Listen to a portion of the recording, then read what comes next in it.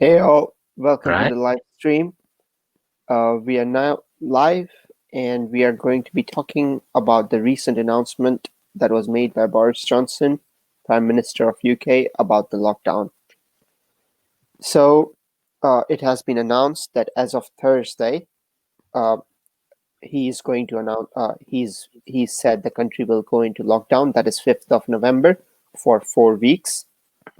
Now, obviously, he has to take this to the parliament on Monday, and there is going to be a vote, which, based on the current political climate and the number of cases rising, it looks highly likely that we are going to go into a national lockdown. So we, as normal people, are going to talk through this and see what we think. So let's go to the second person. And so we have two other people on the call just to talk about what they think of the lockdown and what level of impact it can have on us. So, guys, over to you. What do you think? First of all, do you think the lockdown is necessary right now, considering the current situation? Yeah, I support it. I've always supported it. Um, quite simply, the way what Wales have done. What word did they use? The fire stop. Fire stop, Um, circuit it breaker kind of thing. yeah, just the circuit breaker. I think that's what we need. If people aren't going to listen, if we a few months ago when cases were, I mean, they're still rising, but they were really, really rising. People started comparing the UK to what they were doing in Sweden, for example. But the difference is people over there actually understand their responsibility. They're not as reckless um, as we are over here. And if we can't do that, then obviously we need to do something slightly different to what they're doing in Sweden. For that reason, I think it's we need a circuit breaking lockdown. And even during this lockdown, we should try and stay indoors, at least just for once. Can we, as a public, uh, do our bit properly rather than constantly? I'm not exactly pro government, but I think this virus isn't exactly, what's the word? Government can't control the virus, basically. And if it's affecting everyone, then everyone has to do their bit. So I'm pro. Mm. What about Yeah, you? I think it's gonna benefit, right? But how much will it benefit, right? So it's a virus that keeps on growing, keeps on spreading. And we've done our part with the first lockdown in order to reduce the effects of it. And you can see the financial strain that it's actually caused. Like we still haven't felt that, and I think the government uh like went out of that because of the financial crisis that we will suffer in the future. But even now, is expansion, the growth in the virus. Everyone's getting there's a strain on the NHS, like rapid strain on the NHS, which is going to occur regardless of if we do a lockdown or not. I am with the lockdown situation, but the way they've done the lockdown, I don't think it's as strict or will have as much as an impact as the first one. Um, and like even stats show that at university, they're the ones that are at university schools. They're the ones that have um, after starting that schools and universities that has shown a rapid increase in the contagiousness of the virus. Keeping them open, there's arguments for and against the lockdown. Um, but in my opinion, it's a good thing, right? It's a good thing. But how much are we actually, as a public, going to listen to it? How much So are we going to act on it? unanimously, so just to get this point straight, unanimously, we all agree that lockdown was needed and it is a right step, right? But now, do you think it should be brought earlier? Because from my perspective, I think it should have been brought a lot earlier because we are way past the number of cases that we are seeing. Obviously, when there was a first wave, there wasn't mass testing, and that's why you can't get to the stage of getting the coronavirus verified. But at this stage we have mass testing and we see the number of cases rising, but in terms of the hospital admission that we've seen, that is also increasing. Do you think that what they've done is they've introduced a tier system, but there is no protection around those tier systems, causing it a lack of spread? So there was no stoppage of those. So if they made a rule that tier 3 could not go to tier 1 or tier 2, and vice versa, so from a lower tier you shouldn't go to a higher tier, and from higher tier you shouldn't go. Do you think this lockdown was delayed? And obviously there might be some financial reasons, and we'll come to that, but do you think this was delayed for whatever reasons, or do you think it's right time, or it should have been done later on as well? I think just going on your point, like just highlighting the part that you said, that tier 1 and tier 2 don't merge together. That ideally is a good like theory. It's a good approach to it, right? But and it's not an ideal world that we live in. And then for example, myself, right, I have to go travel to work. And then what if my work was in tier 2 and I live in tier 1, right? How long can people? Because like you said, there's not a lot of people enforcing them rules. So if we have people like officers or government officials enforcing them rules more thoroughly, I think that system could work.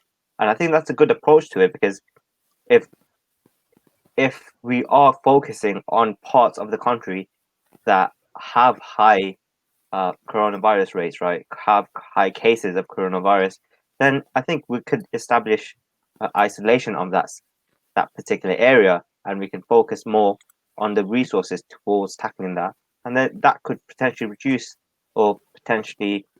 the infection rate. What about you? What do you think? As to the timing, I wasn't really a fan of the timing of lockdown the first time around. Back, do you remember in March when the meme came out? China gone into lockdown quickly. USA, Italy, Spain, everyone gone into lockdown. South Korea, and then there's UK just casually walking around, just taking such a lax approach. And when it finally did happen, it slowed it down a little bit, but I think that was late. And summer holidays went, people did some stupid things. Do you remember the overcrowded beaches? Do you remember the hundreds of illegal parties that the authorities had to go and break up?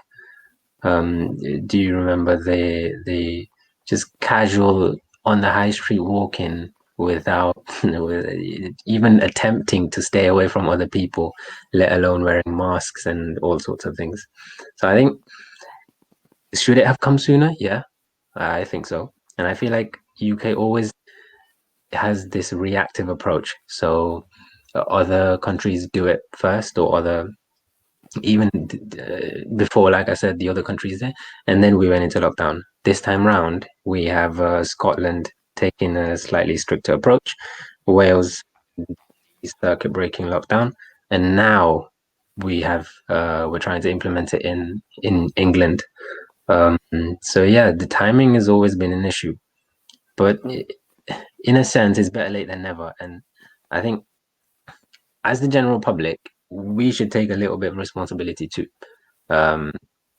So many financial difficulties, obviously, but that's like, who isn't suffering from financial difficulties right now? And I think we should be glad in this country, at least we have the furlough scheme in full force, and that's about to be extended, right, until until December. I just think, as a public, we should do what we can, rather than constantly complaining about all sorts of things. And I think the backward thing is when you have something. Well, remember 2 months ago, I think no lockdown was trending on Twitter. Before that, people were actually protesting in the middle of a pandemic, that they don't want to have to wear masks in supermarkets.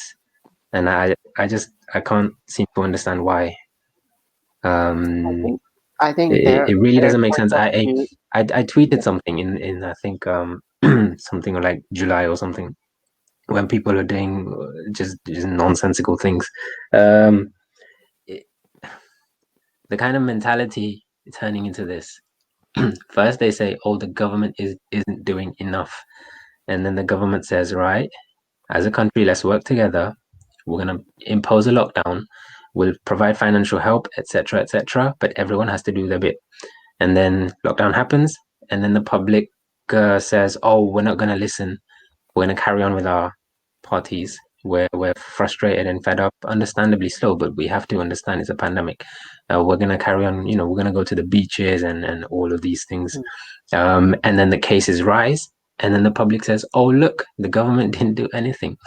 So I don't understand where that kind of logic You comes from. There is mentioned no logic in that. you mentioned something quite important, like going to beaches and stuff. A lot of people that I know had gone on holidays, not just within the country, but outside to other European countries. And I think what the biggest problem that UK has faced is what it's trying to do is emulate other European countries rather than taking a lead. For example, Germany did amazing track and trace system they established, and they split it over different regions in the first lockdown, and they were applauded for the handling of coronavirus within the European region. Obviously, one of the best countries, the way they've handled lockdown coronavirus situation is New Zealand, and that is a completely different situation because of its geographical location and the way it can be isolated. Even Australia, as I understood it yesterday, they do not have any positive coronavirus cases. So those island type of things were isolated. In a way, UK is an island, and they could have done something similar to reduce the impact. The other key information that you mentioned was the first lockdown was delayed, and there were some facts or some analysis that was done before the first lockdown that if, for example, this coronavirus lockdown during the first was brought in on 23rd of March, if it was brought a week earlier, could have saved about 10 to 15,000 lives just by bringing lockdown earlier. And that impact is quite significant if you look at it right now as well. Because of these delays, currently, as of today, we had 21,000 cases and 326 more deaths today. And if they brought it in a week earlier, we won't obviously see the deaths. And the deaths that they're reporting are only the deaths after within the 28 days of testing positive. And anything beyond that, they are not measuring or counting in their statistical analysis. So these are a lot of other factors that will have an impact. And one of the points that you mentioned, people protesting. See, I understand if you feel restricted, it is your choice. It is a free country, but there is, as a country, as a citizen of that country, you have some liabilities that you should do. I've seen there were some key things like yesterday in Nottingham, the lockdown was meant to start from today, and yesterday night at 10 o'clock there were parties on Nottingham streets, and a lot of people drinking and enjoying. There is nothing wrong with that, right? In you enjoying, but you have to maintain the social distance and the regulations that have been brought forward. What people are misunderstanding is if the lockdown is starting tomorrow, doesn't mean that there is no coronavirus today. And that, but the problem is, like, for a youngster, someone within that early 20s or late early 30s or 20s or 30s, they might not get that much impact, but maybe their parents who are in their 50s or 60s will be impacted. So for me, I don't have, for example, if I don't have any medical condition, I'm okay, right, with the coronavirus. So I'm just thinking, yeah, I'm fine with it. But what I don't understand is I might meet someone somewhere who may be known or unknown. They will get coronavirus. If I have it, it's likely that the other person will get it because of its contagious nature. From there, their families, we don't know what their family background is or what they do, what kind of family conditions they have, or some other conditions within their family. and that's where it becomes very lethal. One of the cases, the reason I'm quite cautious for coronavirus, I heard a story that someone from a different country came here to meet their son and daughter-in-law from a foreign country to look after their child because the wife was expecting from the parent. So the parents came there, they were fine, but the man who was there was working in a supermarket, obviously considered as an essential activity. And the problem that caused was that person was admitted to hospital, got coronavirus, and died within few days.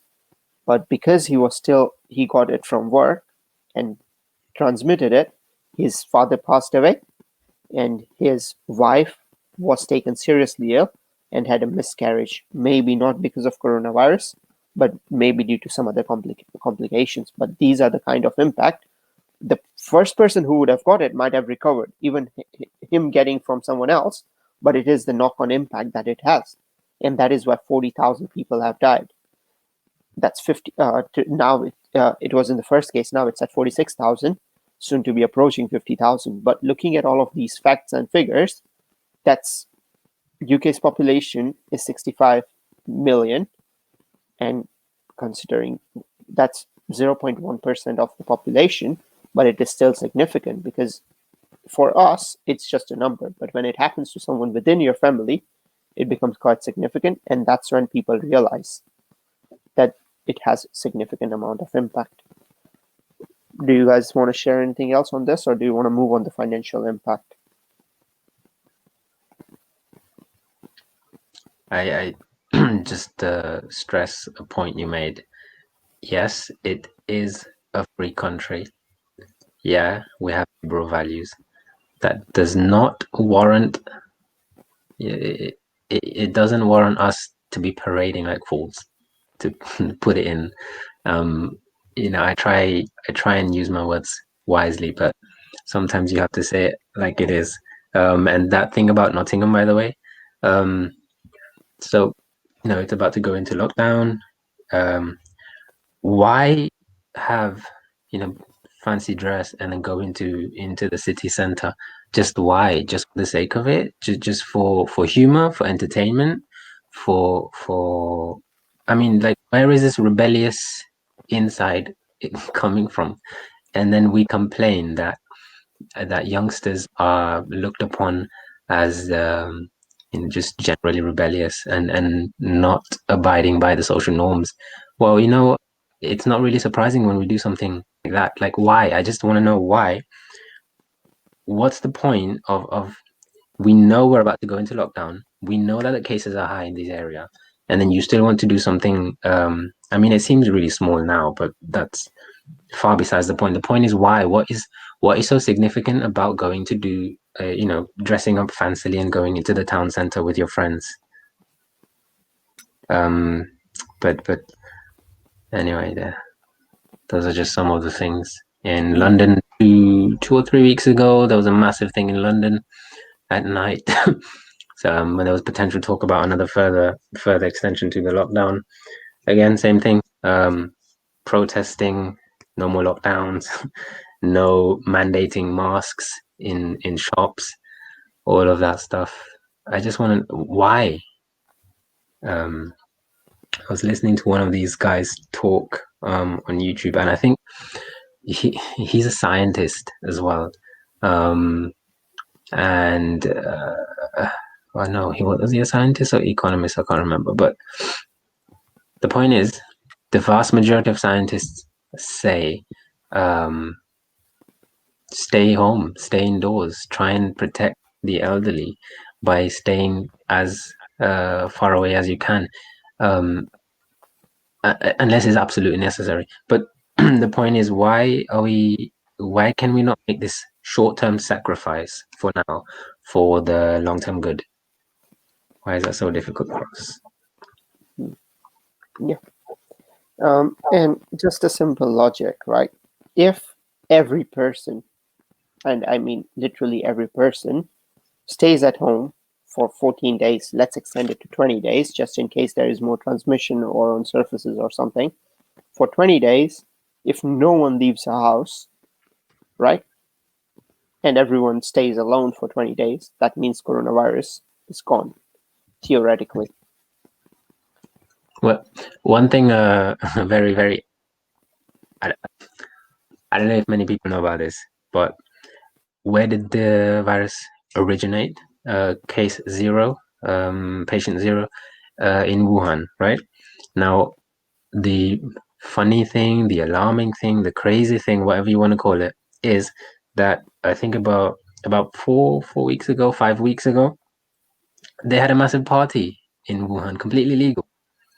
Now we all know that let's just say kind of state that China is, and especially now, who they like to control and monitor everything.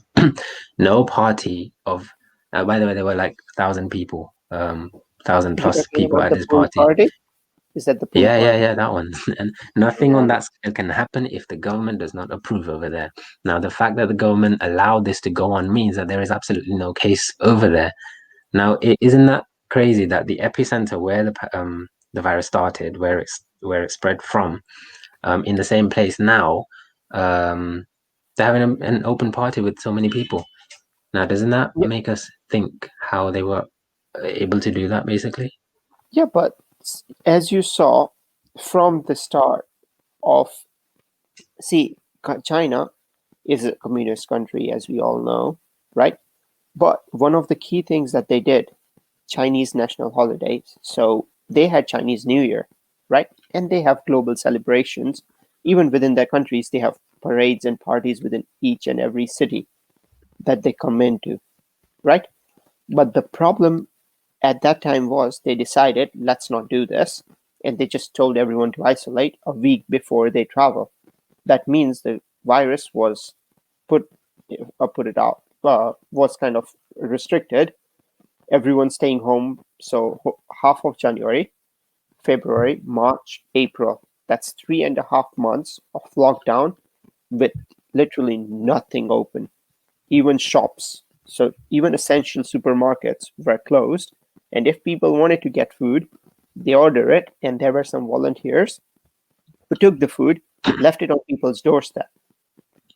That's the extreme measures that they did for coronavirus. And that's why even they had some resurgence later on in the second peak. Wherever they saw cases, they closed that whole city down or whole area down just to restrict the transmission. And it comes down to track and trace as well. Like in South Korea, they handled it so well.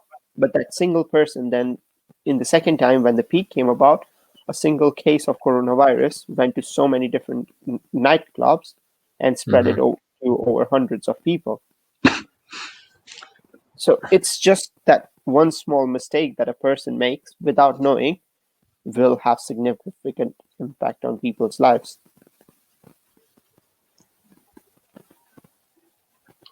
Yeah, I think let's just, we've already spent about 25 minutes on this. Just let's quickly talk about the financial impact this coronavirus has had.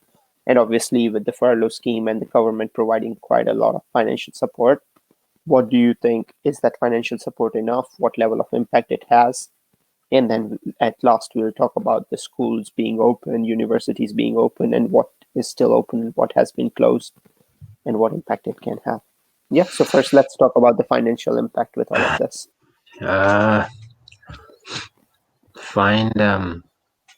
Do you have any stats? Give us some numbers. The government spending on the furlough scheme, the debt. We all know all of the numbers are like record breaking. Even the previous record of the 2008-9 financial crisis, now they seem cute, basically. So currently it is believed, I've just got it off the internet, that there is 210 billion cost through these financial support packages, but I think it will rise over 300,000 over time. So that is only for helping the public, basically. It's not for PPE. It's not for Yeah, the those are trials, standard expenses. paying for the Yeah. drug. Yeah, it's mainly for the public, basically stimulus packages, all the support packages, and that's what that is for. But we have a lot more than that coming in, and the national debt is ridiculous. But then, once again, it's pretty much the same for all of the countries around the world. As to whether it's enough, yeah, I think so. And none of us are well off from well off families.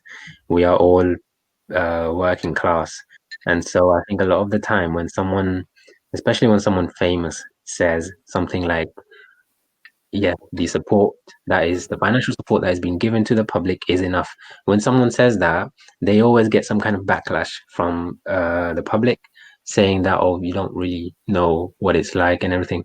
But now at least us common people are also saying, we have to understand and not always constantly take and ask for more all the time. We also have to understand that sometimes we have to make our small sacrifices. For example, I didn't claim some of the things that I was entitled to because simply I didn't need it. I could have, but I didn't need it. So why am I going to do it? Because I was still getting paid. I'm still getting, from my course, the bursary and everything before I was getting paid, all of these things. But my point is, I didn't need it, not because I have so much money, but because I simply just didn't need it. I made certain sacrifices throughout the lockdown. I don't need to buy certain things. I don't need to go anywhere. And that means my cost is also down. And I think when you consider all of these things, yeah, the support, the help that I've been getting, I think is enough. I don't know.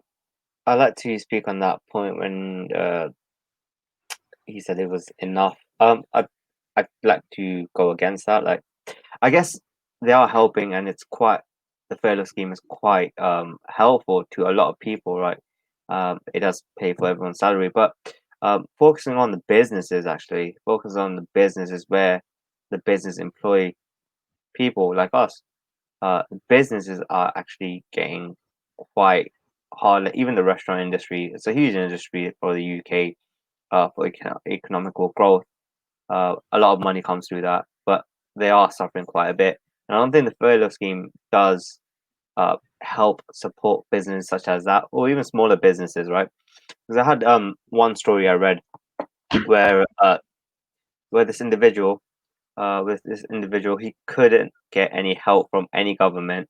The furlough scheme didn't wasn't for him, or wasn't um he couldn't apply for it basically. He had his own business, he couldn't apply for it. Uh, and then the government or anything didn't help. Don't know the specifics of that story of what he required, right? But the government didn't help. He reached out to his banks, they didn't help because they were going through a crisis themselves. So the last option for him is just he drove his car into a wall and killed himself because he didn't have the financial backing to support himself financially through his bills, through his mortgages. And it's fair enough for us to be saying that because we don't have mortgages at this current moment, or we don't have expenditure like that. But it's hard for people who do have mortgages, who've who've recently bought businesses, Mm. who need to pay, uh, just to grow the economy. I think that furlough scheme, the furlough scheme at present doesn't really target that. But of course, it's not going to be specific to every individual case, right? It does apply to the majority of people who work and understand that. But if we are looking at businesses as a whole, where how we can actually increase our economic state, I think we should support them a bit more. Smaller businesses, smaller business, maybe not the bigger businesses, or even the bigger businesses, like if they require the financial aid, we should look into it further, because at the end of the day, they are the ones that are employing people like us, or people Yeah. Mm. with our background, or even if we want to start a smaller business, we look to get that aid and support at this current moment, which we really require. I But think that's my view I on that. think I think your point is very valid, and I think the example that you're talking about, there are quite a few different things over financial support. So, for local businesses, especially, so if a business earns over 50,000 or a person's salary is over 50,000, then they do not get certain amount. And if your annual salary is over 3,000 and you own a business, you're not entitled to furlough scheme. And there were quite a few restrictions for privately owned businesses, which caused a lot of grief among a lot of people. And that is valid as well. The second point that I wanted to say was people working. So the people who are most impacted by this are freelancers. For example, people working in media industry, they get work like design work, right? If you're a graphic designer or a website designer for media agencies, or even videographers doing shootings for movies, everything is shut. How are you going to get your money? Because you're a freelancer, you don't have a set income, and you go based on it's like pay per job, and that's not consistent, and that has quite a bit of impact. That's first point. The second point is the people who are most impacted are restaurant workers, or mainly hospitality sector, and few other sectors which are just additional jobs that are not key worker kind of things, and that's what it is considered. And what are they working on? They are generally working on minimum wages. The furlough scheme provides them 80% of the wages, which is good, but quite a lot of a simple example. If you're a single parent, right, looking after a kid or two kids, you have your rents to pay. You have few other things, few other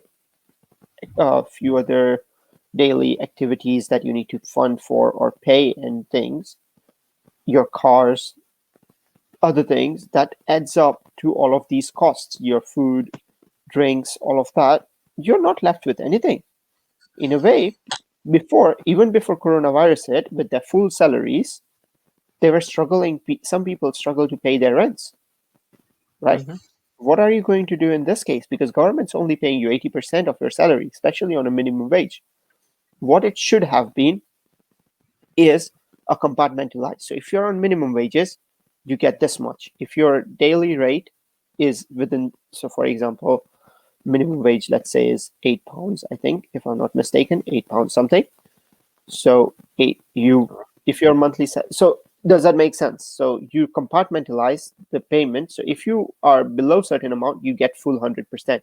If you are between so if you're below 1,000, you get full amount. 1,000 to 2,000, you get 80%, and 2,000 to 3,000, you get 65%. Or if you're over 3,000, then you get 50% of your salary, right? All of Mhm. that adds up to the same amount. Yes, some people will get less, but they are a bit better in a better position financially to support all of these things, because at least they are not struggling for food. They are not struggling to pay their rent. And see, that is the reality of life. Like a lot of people would have lost their jobs. Doesn't matter if furlough scheme has been put forward, people are still struggling. A lot of businesses are going to go bust, right? A restaurant open in central London, right, that doesn't do that much takeaway and have got a massive place, how are they going to pay, I think, 15,000-20,000 a month rent, or even more than that? Some places have a lot higher rent. How are they going to support these? They have zero money coming in. Their cash flow, even if they've saved for years, for 4 months, if they are closed, how are they going to bring 100,000 from zero sales? It's like you have a secret stone that turns water into gold. Right. That's not one thing very, very important to, I agree. A lot of small businesses, medium businesses really struggled. And because of that, if they let their employees go, the employees struggled, their families struggled. Yep, definitely. One thing we should bear in mind is this is fact, by the way.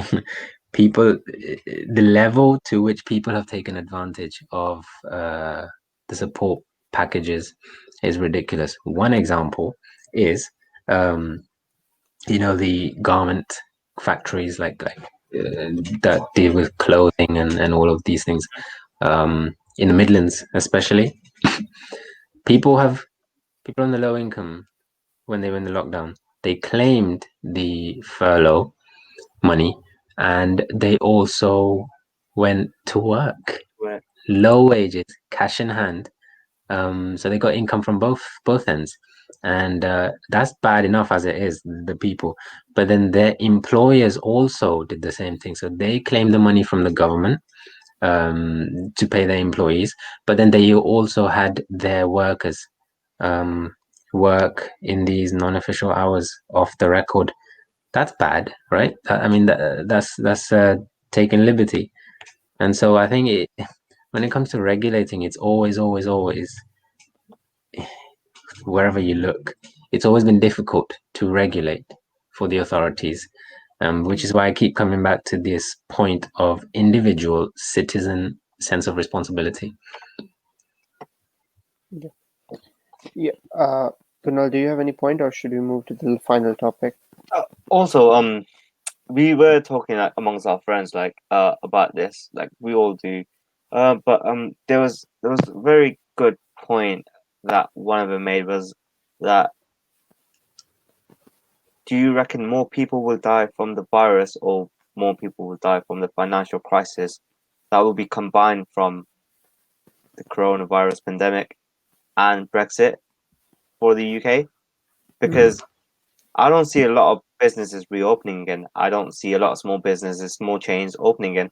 A lot of, even with the furlough scheme, a lot of people were released from their jobs. Let's not be delusional about that. Mm. A lot of job applications were declined, were resubmitted, even to this day. And this second lockdown is gonna probably cause even more delays. And then we get new graduates that come in through, new engineers, or even people going to university. Even See, for the next 3 years, will that recuperate in jobs?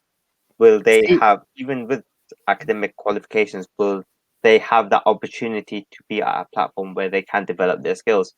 I mean, a lot of factors do influence this lockdown, the situation that we're in. And it's quite vague yeah. about And the solutions. currently, they've just extended the furlough scheme as it stands, right? Mhm. But once the furlough scheme ends, government's not going to just straight away pull the funds out, but they are still going to get some sort of support for this, right? But the point at which they stop supporting, if the businesses are not self-sufficient or are not back to the standards that they were and is not making profit, they are going to make people redundant. A lot of companies have already announced that they've made a lot of things redundant, a lot of people redundant over time, right? Even And at these Heathrow, kind of things, sorry, even at Heathrow, a lot of people were released. And they are Heathrow is not a currently, small company. It's not a yeah, small part in that. It's like the epicenter of economy. Like, it's one of the places where the UK get quite a bit of economy from. And then they've really, if those are the kind of places that are releasing jobs, imagine the smaller places. How are they going to cope? yeah. And if I'm not mistaken, there was they are planning to close either Gatwick or Luton, one of those two airports, because they are not going to get any more flights because it was being used by EasyJet, and EasyJet is already struggling to provide the flights. So there is a lot of other financial impacts that can have an impact. And when we are in that situation, when we are made redundant, getting jobs is very difficult because there was a news a while back that in one of the receptionist jobs at Manchester, one of the places in Manchester, 1,000 people applied for a job. Right, obviously those people will apply for different jobs, but you have 1,000 people. A recent graduate like us who do not have that much experience, right? How are they going to go out, present their CV, and be willing to ask, oh, give me a job? They're going to be like, what have you got? You haven't got anything. You don't have the experience. I know quite a few people that were made redundant 2 or 3 times within this coronavirus period. They got a job, got redundant, then they got another job, they got redundant again, and then third time they got redundant as well. So it becomes very difficult for someone to do these again and again. And we don't realize it now, and probably the impact that this coronavirus will have is not going to be now, but in 2, 3, 5 years time, when it has it will have psychological impact. And we don't know the full extent of COVID, obviously, but there is belief that it can have other health conditions later down the line as well. And speaking of further impact, I think let's move to the next topic of schools. Right. What do you think? Do you think the schools, universities, and colleges should remain open or they should close? I'm split between both, right? I'm split between both. There's pros and cons for both arguments. Like the previous arguments as well. Like there are pros and cons. Like we can't stop progression. We can't stop education, right? Like it's stealing a few years. Like 1 year of a pupil that doesn't go to school is 1 year snatched from his academic life. Like it's a big drawback if we think about it like that. And then I believe, right, like schools should be open, right, but to a degree of enforcing more rules and regulations. I believe like the universities, a lot of the lectures can be done online, so we should enforce more online learning like we do for home working as well. Like a lot of people from my work, they're working from home, and there's just hardly a few people that are in the office. But even in the office, we keep our distance. There are established ways to work, right? One-way systems, etc., and that does help, right? But in hindsight, I believe schools, like overall, I believe schools should be open, but they should focus more on online learning. I know it's not ideal, but it's probably the safest way to go about things. Because we can't stop education. Because 1 year of the whole country not being in education for pupils that require it, like for GCSEs, like how will that work? Will they just scrap the whole exams, or A levels? Will they scrap the whole exams, or final year of university? Because that actually has a big impact because they're paying for that university. So will universities scrap that and say, okay, you can do it next year, and you don't have to pay anything? Because that's still a huge impact on accommodations and that lecturing courses of 9K. Was it 9K, which is ridiculous in my opinion, but will they have to pay that again? Like there's a lot of financial and a lot of academical issues with that. But hindsight, I believe it should be open, but to some degree of enforcing rules and regulations that people should abide to if they do want to get back to the norm again of how life was before. Yeah. When it comes to school, I'll answer by asking a question. If you believe that the lockdown should be like not imposed as fully as it is being right now, and your reasons are that people are going to struggle financially, they're not going to have enough income, they should be allowed to go to jobs if it's all of that stuff. But then that means straight away you also are making the point that schools should stay open, because who's gonna look after their kids at home? Not everyone can leave the kids at home when they're 10-year-olds, 8-year-olds, 7-year-old. So it's either it almost, I think if you try and simplify as much as possible, it comes down to lockdown for everything or lockdown for nothing, basically. Yeah. And up until now, like I was a bit iffy about the schools and education system stuff. But the thing is, unis mostly are shut. Like everything, 80% of it is online, maybe more, 90% is online. My my my cousin who's in uni, he like most of it is online. A lot of the people, I'm in I'm in uni, everything is online. I've only been into uni for 1 day in 2 months, and that was just in the beginning when I had to. um so like when it comes to uni, everything pretty much is online. It's I think the priority should go to the secondary and A level students. I'm lost on that front, to be honest, because Yep. working in secondary school, I know all of this, the exam fiasco over the summer holidays, all of the results, the back and forth, and the emotional, psychological roller coaster that the young people had to go through. I mean, compared to that, we're in a better place now because the academic year just started, so we have a little bit more time. Whereas that one was just before the summer holidays. Well, not, just before, like around springtime. So we had less time to react before the academic year finishes to make those decisions. And that's why I think all of the drama happened with Yeah. the And DFE I and think, everything. At least now we have a bit more time to think. yeah, I agree with your points. I think from my perspective, I think both of you have hit a nail perfectly, and that is that for secondary schools, they are vital for students' well-being, right? And they should remain open. But if they could support online, then that should be advisable because it does. Yes, obviously, the feeling of learning does not come as well with university, especially a few years ago when I was in uni. It did have that impact that when I do an online lesson, I don't enjoy it as much as doing in class lesson because you work with people and you integrate. But in this situation, that should be the best option. A lot of countries, especially in Asia, are still closed. Prime example is India.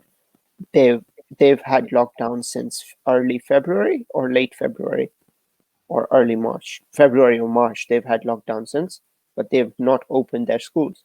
But they are still going ahead with all of their classes and making sure that teacher provide enough material for children to have that progress. Obviously, within UK, the main reason that they haven't gone with online learning is because some kids may not have access to laptop or they might not be able to access all of the learning materials. Some parents might not be able to afford laptops or that. But rather than keeping the schools open and risking the spread of the virus, uh, they should try and do something like that, providing enough funding, not funding itself, but providing them laptops or something that students can use to join these classes. Most of the kids nowadays have a phone. They may be able to do some learning through their phones. So new ways need to be developed. And honestly speaking, for secondary schools, A levels and GCSEs, they are building their careers, their futures based on that. The foundations of that comes from primary school. But my personal preference is that primary schools and nurseries should be closed because those kids might get the virus. They would not get symptoms. At least the secondary school students are aware of the symptoms and they can actually express themselves well. But primary and nursery kids do not know they have the virus. They pass it to their parents, grandparents, and spreads even quicker. Yes, obviously the government guidelines is they do not get the virus, or they actually, sorry, that's wrong. They say that they do not get the virus as significantly as others, but that doesn't mean that they will not spread. They do not have any symptoms, but they can still spread the virus, causing it to spread a lot faster. Yeah. So that's something that should be addressed. But yeah, guys, thanks for your time. Any last comments from your side, guys? Be safe and keep 2 Just meters distance, I let's guess. do our bit and then come out of this ASAP. Thanks, guys. Stay Thanks safe. for your time. Pleasure. Stay safe. Pleasure. Stay home. Protect yourself and stay away from the virus. Thank you very much. Thanks for your time, guys. We hope to do this again soon. Mhm. Thank you. All right, bye. Right.